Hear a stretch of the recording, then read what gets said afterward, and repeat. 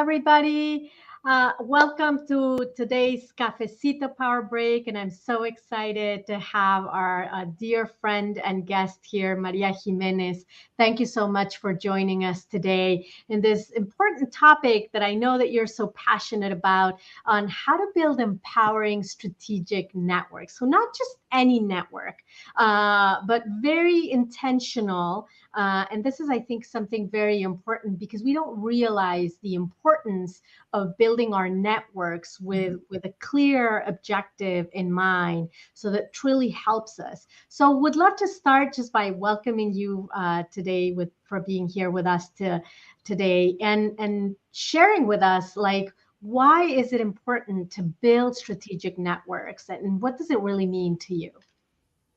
Well, first of all, thank you so much, Ileana, for inviting me. I'm very excited to share with you your audience about my experience with network. So for me, it's important because I want to respond in two different approach. First, my why I support Latino women entrepreneurs. I believe the power of community when you start, a business, also help you with your personal and business growth. And I focus on one of the group on Latino entrepreneurs because I haven't seen that Latinas are more willing for us for help. In my past experience, with a local Latino nonprofit, I provide technical assistance and trainings for Latino entrepreneurs. And then the majority of our attendees were Latinas. So also studies show that when you invest in Latino women, you have a ripple effect in your community. I haven't seen Latinas entrepreneur women in the area where I serve at that time, Washington, D.C., that they are more willing to share their income with their families, invest in their children's education. So definitely there is a ripple effect there. I also know that studies show that Latino women business owners open business faster than men and other groups. I also want to point out something that really, speak for me and also empower me to do this is according to a recent study for Stanford Business magazine, they said among 3% on scale Latino business owner making $1 million or more, only 30% are owned by women. Latino-owned business tend to start small and stay small. So they need our support. So that was my why behind, to start a network of Latino women entrepreneurs. And then I also, my personal professional experience, I'm an accountant and finance professional with almost 25 years experience here in the US, but also in Latin America. So I encountered many times that to be the only women or the only Latina in the room, in meetings. I also, in the US, I haven't seen the less representation of Latino professionals, particularly women, in my workplaces. So we are about 2 to 3%, except by the time I work in a local Latino nonprofit, but the rest of my experience was the same pattern. So I asked myself, what I can do, how can I help? So I started a group, to help my fellow Latina colleagues to grow professionally, to also help them with personal growth and have sense of belonging. That's very important in the workplace. I also want to mention something that is super important. I'm trying to stay current about the situation of the women on the workplace because I really have a passion for that. So there is a study is conducted by Lin and McKinsey that I suggest your audience to look at it. It's on the internet. And they say that Latinas are less likely than other women to have a high degree of flexibility in their jobs, which makes balancing work and life especially difficult for them. 43% of Latinas are currently spending 5 or more hours per day of household and caregiving. It could be children, it could be our parents or our elderly in our family. This is part of our culture, right? So 43% of Latino women spending 5 or more hours, as saying, compared to 34% of women overall. This is also, the reasons behind my why. For me, it's important to create networks and to empower Latino professional women but also Latino women entrepreneurs. I love, a lot of the things that you're talking about, because on the one hand, you're clear on who your focus, right? Like who you're trying to help, these Latina entrepreneurs, these Latina owners, and you've done your due diligence. And I love all the statistics that you've been sharing with us, which are critically important, because knowing the numbers empowers us to drive change. But I want to focus on one specific thing that you talk about, that in a lot of places we're the only ones, right? We're the only women, we're the only Latinas, we're the only moms, we're the only, caregiver, whatever it is, that is our lived experience. We are the only ones, and that makes it very challenging for us to then be able to grow, to then be able to feel connected with our environment, and that affects our self-confidence. That affects, like, I've been in those situations many times in the past, and it has affected my self-confidence, because it then makes me think, like, maybe I'm crazy, maybe I'm going through things that I don't see anybody else going through, and that impacts you very deeply, emotionally, mentally. So that building a community of support with like-minded individuals or people that have lived experiences, I can see that and totally relate with it being critically important. And I love your purpose of identifying this need, and therefore saying, okay, then this is what I want to do. This is not only because I'm in this job, but I see this as an opportunity in all different areas. And I know that you've built many, a couple of different women's networks, and you also belong to several others actively. So what do you recommend? Tell us a little bit more about these networks, and then what do you recommend how to get started if anybody's interested in doing that? Well, thank you. And you say it beautifully, and it's very true what you said. I think as a Latino women, professional women in the US, we experience, all of us, that, and we need that community. We need to feel that sense of belonging in our workplace, in our jobs. We need to empower each other. So in my experience, I will start with women in business, because that was the first thing I started. First of all, you should not start alone. You need other women, but somebody needs to start with an idea, right? So that happened to me, and so through a mutual friend, I got introduced to Lorena Nunez. Lorena is from Chile. Lorena had a successful business in Chile at the time she moved to the US. Her husband was working at the time in a multilateral organization here in Washington, D.C. And she wanted to start, expanding her business here in the US, and she felt the need to have a network. And it was perfect timing, because at that moment, I was also working, helping Latin entrepreneurs. So, she came with idea, I had more support, and together we start. Then the second thing I recommend is to have a funding board or a steering committee. So, and then create a vision board for your group, so everybody know where they are heading, like your North Star. And we have 5 funding board members. So I will mention them if they are, listen of this podcast, this interview. Lorena, Adriana, Luz Marina, Selene, Carmen, and I. We started. Then you need to see, what necessities are in your community. So we do surveys, we do focus group, we talk with women. By the time the pandemic hit, it was very hard, as all of us know, for women of color, Latinas entrepreneurs, hit very, very hard. So we launched a program, Conectándonos, a program in Spanish. The majority of our group are recent immigrant Latino women. So we launched it, I think, 3 weeks, if I remember well, after the pandemic, after the lockdown. And we were very successful. We were overwhelmed about the amount of women, because it was virtual too. We grow, I think it was triple. We were triple the network, because women for all over Latin America were joining us. We didn't expect that at the beginning, right? We thought, just us, but no. I mean, everybody needed a network. We focus in two areas too. You need to be very mindful where you will focus. So we focus in personal development and business development because they were entrepreneurs. So, yes, that's the way we start. The second group is Latinas at YPTC group. In some companies know this kind of group as the ERGs, or Employee Resource Group. This board also, as I mentioned before, my personal necessity to have a sense of belonging at work, share my culture and my language, and build a strong relationship with other fellow Latinas.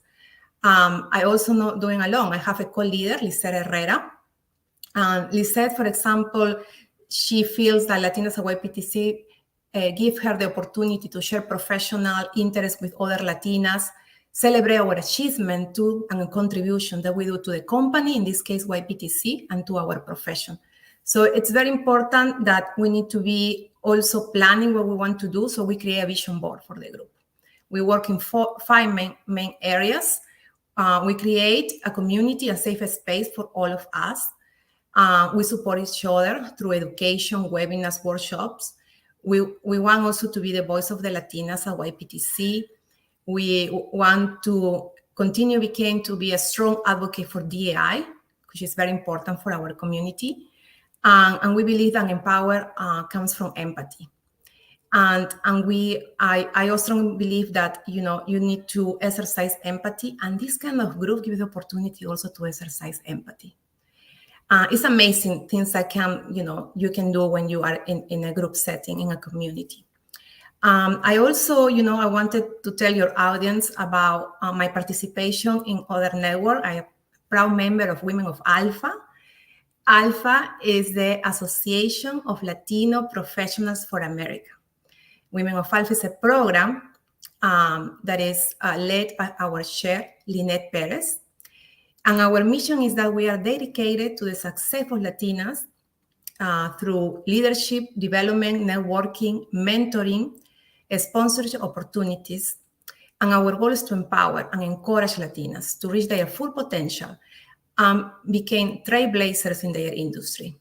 And we are doing that in focusing 4 areas: programming, corporate relationship, charter relationship, and marketing. And we have directors in each of these areas. So I also want to say that I want to encourage other women either to join us or to, if they're in a company or in a situation that they need that community and they don't have it in their workplace, you can create one. Again, you don't start alone. You need to have a vision. You need to have, others to join you, a funding board or a committee. And also I need to say that, having a group, there is up and downs. It's not like always like this. So don't be discouraged. The participations will be like this. You just need to continue listening what is the necessity of the group so you can continue improving that. I love the 3 elements that you mentioned, because I think it's critically important to understand that it's not only about the idea, but then how do you turn the idea into action, right?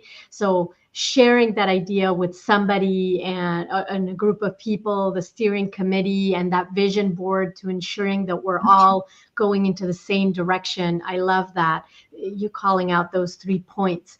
And the other thing that you mentioned, and you wear several hats in all of these different organizations, which might seem that are similar, but each of them have their unique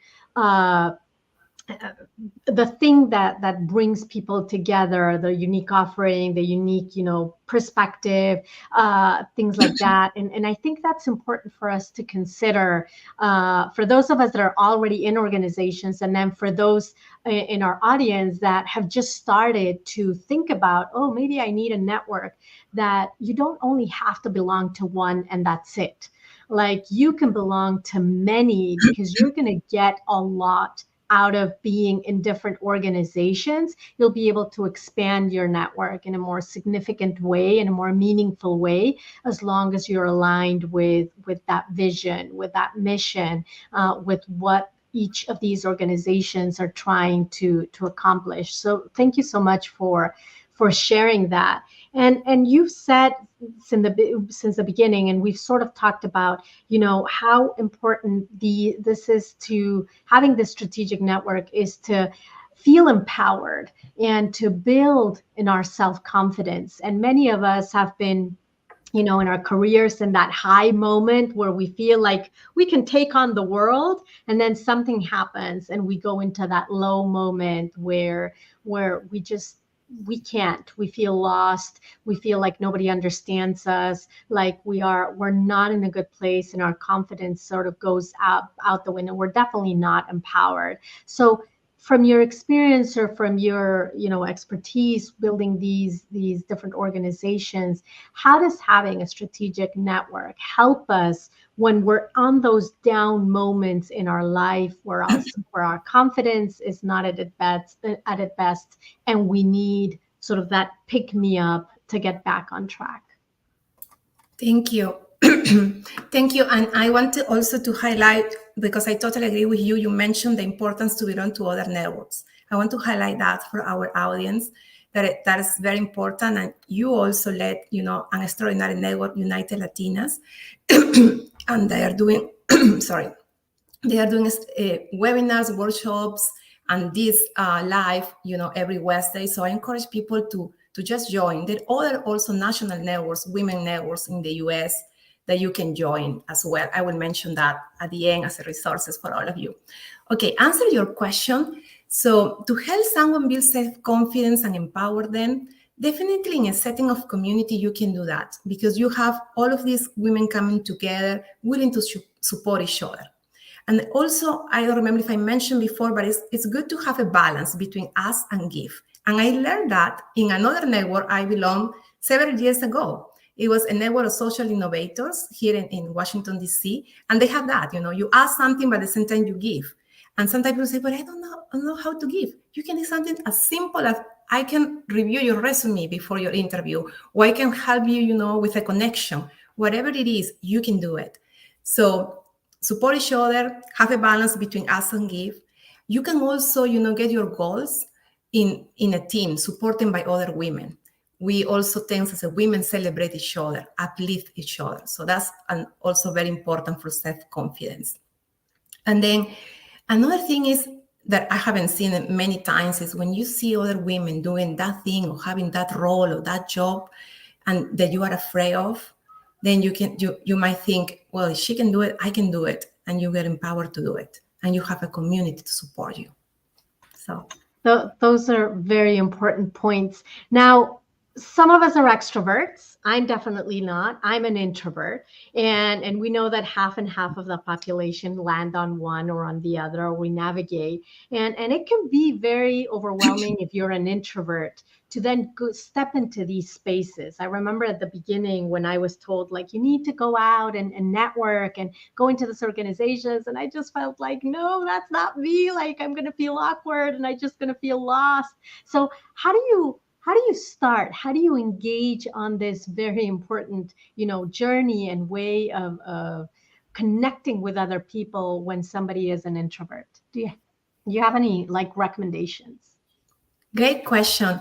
I think, first of all, I think it's not necessary to be an extrovert to build a network.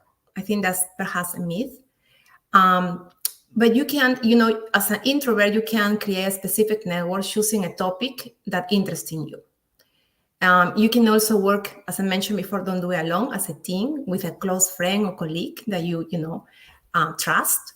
But on the other side, if you run a group, you need to be aware of, people personalities. Some people will more willing to be in a small group settings, and other people will, flourish in a big crowd, with a big crowd, right?